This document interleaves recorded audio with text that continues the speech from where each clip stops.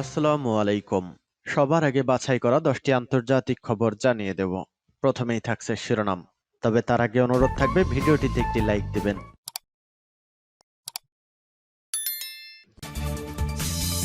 শুরুতেই জানিয়ে দেব ইসরায়েলের হাইফা বিমানবন্দরে ড্রোন হামলা চালালো ইরাকি প্রতিরোধ যোদ্ধারা।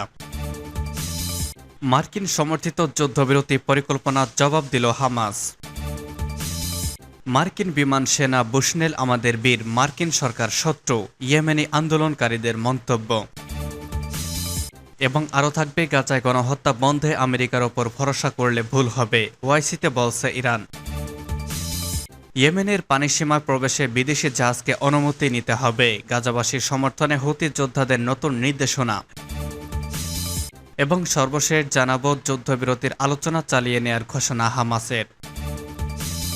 ইসরায়েলের হাইফা বিমানবন্দরে ড্রোন হামলা চালালো ইরাকি প্রতিরোধ যোদ্ধারা। ইহুদিবাদী ইসরায়েলের বন্দর নগরী হাইফার বিমানবন্দরে ড্রোন হামলা চালিয়েছে ইরাকের ইসলামী প্রতিরোধ যোদ্ধারা। প্রতিরোধ যোদ্ধাদের জোর পপুলার মোবিলাইজেশন ইউনিট বা পিএমইউ টেলিগ্রাম চ্যানেলে দেওয়া এক বিবৃতিতে বলেছে, তারা ড্রোনের সাহায্যে ইসরায়েলের হাইফা বিমানবন্দরের বিদ্যুৎ কেন্দ্রে হামলা চালিয়েছে। বিবৃতিতে পরিষ্কার করে বলা হয়েছে, অবরুদ্ধ গাজা উপত্যকায় নিরপরাধ নারী, শিশু এবং বেসামরিক জনগণের ওপর ইহুদিবাদী ইসরায়েলের দখলদার সেনারা যে বড় বড় আগ্রাসন ও গণহত্যা চালাচ্ছে তার প্রতিবাদে হাইফা বিমানবন্দরে এই হামলা চালানো হয়েছে। পিএমইউ তাদের বিবৃতিতে জোর দিয়ে বলেছে, ইহুদিবাদী শত্রুদের শক্ত ঘাঁটিগুলো সম্পূর্ণভাবে ধ্বংস না করা পর্যন্ত তাদের হামলা অব্যাহত থাকবে। সাম্প্রতিক মাসগুলোতে ইরাকের প্রতিরোধ যোদ্ধারা ইসরায়েলের বিভিন্ন লক্ষ্যবস্তুতে কয়েক দফা হামলা চালিয়েছে। এর অংশ হিসেবে গত সপ্তাহে প্রতিরোধ যোদ্ধারা ইসরায়েলের হাইফা বন্দরের একটি রাসায়নিক গুদামে ক্ষেপণাস্ত্র হামলা চালায়।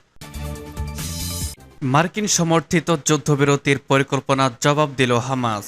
আমেরিকা সমর্থিত গাজা যুদ্ধবিরতির প্রস্তাব প্রত্যাখ্যান করেছে ফিলিস্তিনি ইসলামী প্রতিরোধ আন্দোলন হামাস।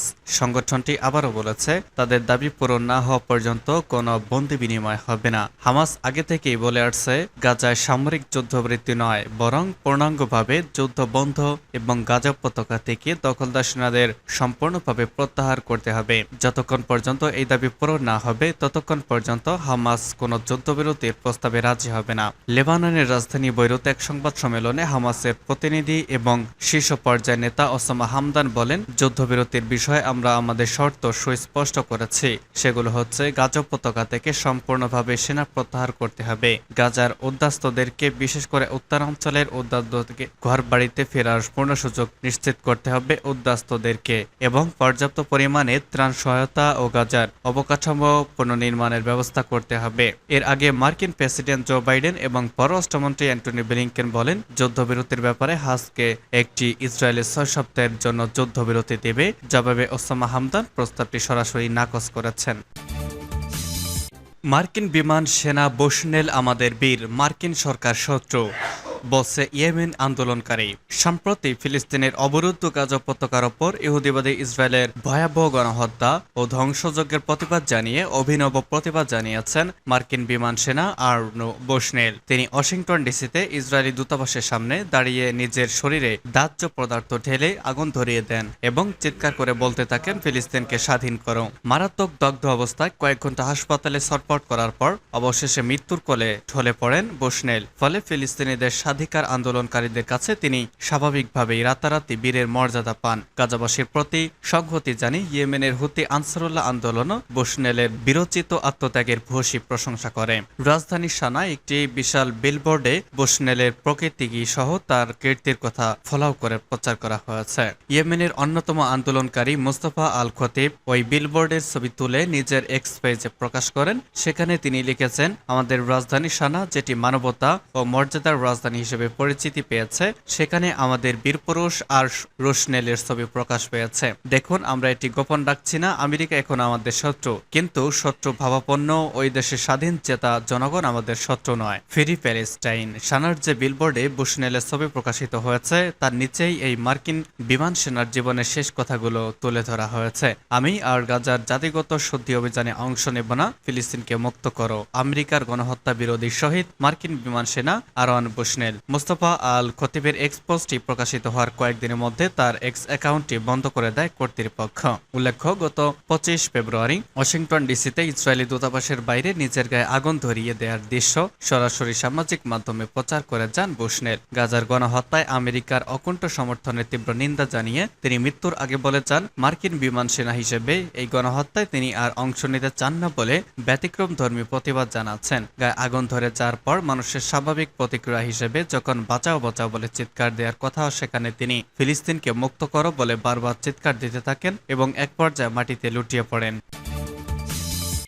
গাজায় গণহত্যা বন্ধে আমেরিকার ওপর ভরসা করলে ভুল হবে, ওআইসিতে বলছে ইরান। ইসলামী সহযোগী সংস্থা বা ওআইসির পররাষ্ট্রমন্ত্রীরা জেদ্দায় জরুরি বৈঠকের সমাপনী বিবৃতিতে গাজায় ইসরায়েলি অপরাধযোগের নিন্দা জানিয়ে নিঃশর্তভাবে ইসরায়েলি আগ্রাসন পুরোপুরি বন্ধের আহ্বান জানিয়েছেন। ইরানের পররাষ্ট্রমন্ত্রী হুসেন আমির আবদুল্লাহিয়ান এই বৈঠকে বলেছেন, গাজায় গণহত্যা বন্ধের জন্য আমেরিকার ওপর ভরসা করা যাবে না। গাজা ইস্যুতে আমেরিকার ওপর ভরসা করলে ভুল হবে। তিনি আরও বলেছেন, ইহুদিবাদী ইসরায়েলের চলমান গণহত্যা ধরন দেখলেই বোঝা যায় তারা গোটা ফিলিস্তিনি জাতিকে নিশ্চিহ্ন করার মিশনে নেমেছে।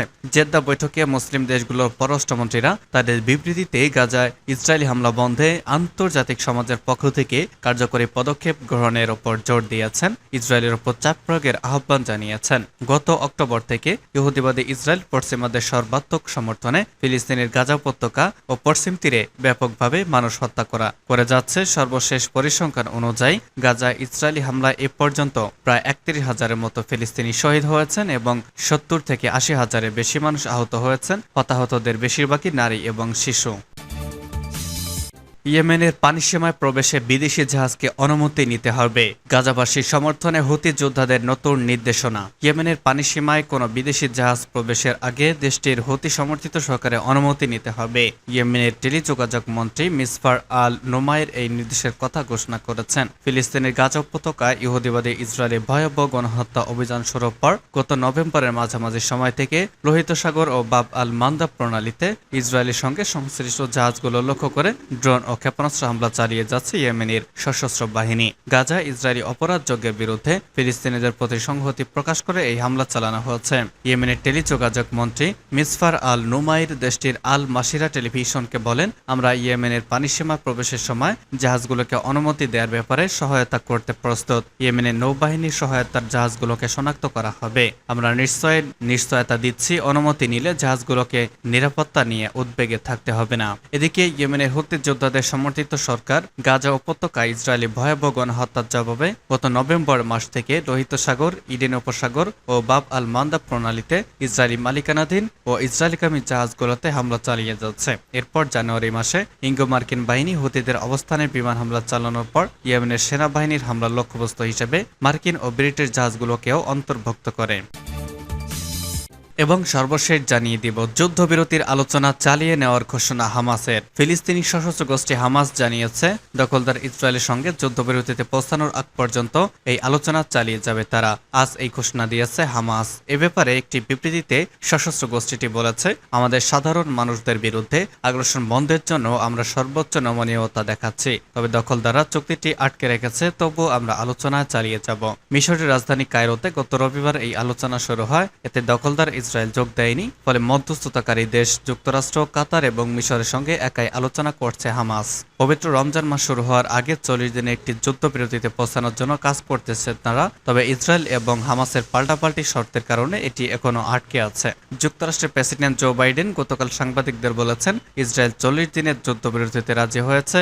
এখন এটি কার্যকর হওয়ার বিষয়টি নির্ভর করছে হামাসের উপর। ইসরায়েল দাবি জানিয়েছে, যুদ্ধবিরতি শুরুর আগে তাদের অন্তত 40 জিম্মির তালিকা দিতে হবে, যুদ্ধের যাদের বিরতি চলাকালীন সময় ছাড়া হবে। তবে হামাস জানিয়েছে, তাদের পক্ষ থেকে এখন তালিকা তৈরি করা সম্ভব নয়, কারণ জিম্মিরা ছড়িয়ে ছিটিয়ে আছে এবং ইসরায়েলে অব্যাহত বোমা হামলার কারণে তারা সেখানে পৌঁছাতে পারছে না। যুদ্ধবিরতির চুক্তি অনুযায়ী হামাস জিম্মিদের মুক্তি দেবে, অন্যদিকে ইসরায়েল গাজার বিপুল ত্রাণ পৌঁছানোর সুযোগ দেবে এবং তাদের কারাগারে অবৈধভাবে বন্দী থাকা ফিলিস্তিনিদের ছেড়ে দিবে। তবে হামাস জানিয়েছে, তারা কোনো অস্থায়ী যুদ্ধবিরতিতে রাজি নয়। যুদ্ধবিরতিটি স্থায়ী হতে হবে, যেন সাধারণ মানুষ তাদের নিজ বাড়িঘরে ফিরে যেতে পারেন। এছাড়া গাজাকে পুনর্গঠনের দাবিও জানিয়েছে সশস্ত্র এই গোষ্ঠীটি।